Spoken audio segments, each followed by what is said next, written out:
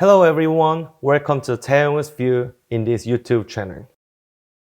The second question is, in many forums as your best-selling book, it's called Password of the Third Floor Secret Room. You detail your life in North Korea and howling process of defecting to South Korea so vividly. So can you please share with us how you came to the very difficult decisions to defect from North Korea with your family? Why you choose to defect to South Korea when you could have defect to other countries like the UK or US? My first, the overseas post was Denmark in 1976.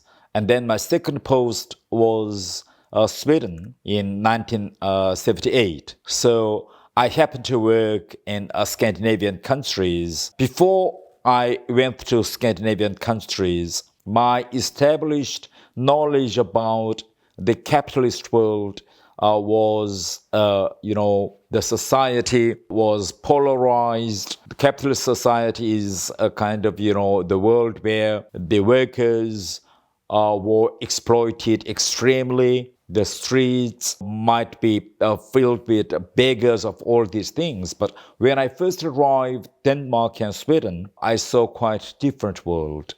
It was a very good social welfare system. It was just a kind of, to me, when it was kind of shocking. So I started to doubt the educations I received in North Korea, which was very propaganda. I started to study how the capitalism works. And then I learned that even though the capitalist society is purposed for the profit making, but also there is a certain part for social welfare system, which also, cares of those minority and the low income classes. So I started to learn about the capitalist world.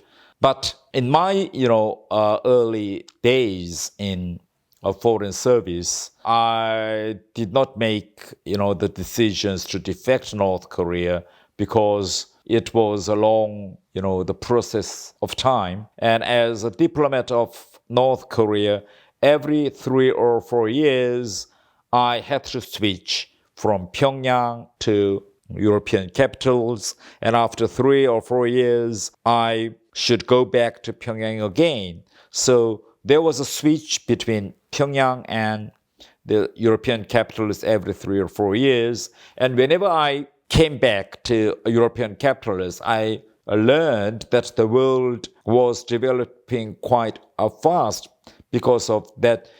From the late of 1990s, the world started to more globalized, and because of the internet, the world, became more connected. Because of this, the internet and digital revolution, while North Korea was totally separated from the world, and North Korea did not allow the internet. So, and on the meanwhile, my children started to grow up. They went to English primary and high schools, and from there they learned quite a different the educations. So I started to doubt and started to think that life, human beings' life only comes once. And whenever I, arrived in European capitals, I started to learn that the gap between North Korea and the rest of the world, getting bigger and bigger. So what about then the future of my children? Because, of course, I have seen enough about the world and the changes the world made. But when I look at my children, I can't let them have the same, the life pattern or a style which I experienced. So I thought that the life of North Koreans were nothing but, the contemporary slaves. So I decided to cut off the chain of slavery for my children. Yes, so that was the process how I arrived to make a decision of defection.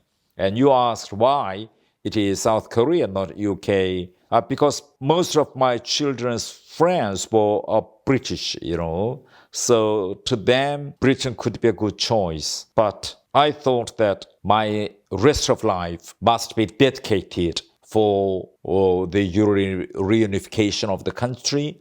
And I thought that it was my mission to give a freedom, a kind of, a chance for selection to North Korean people. So even though I am a single individual, but I thought that I should try. I should try my best to give a kind of, the freedom to North Korean people in my life. So that's why I started a kind of,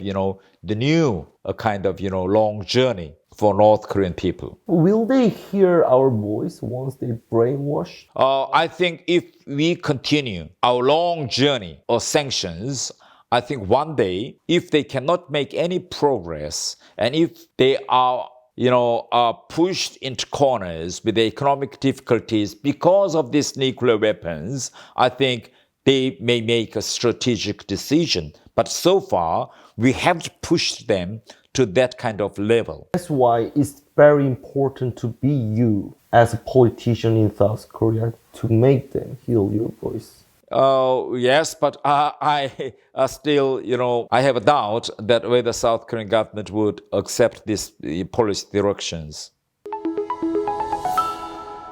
Thanks to the help of America. So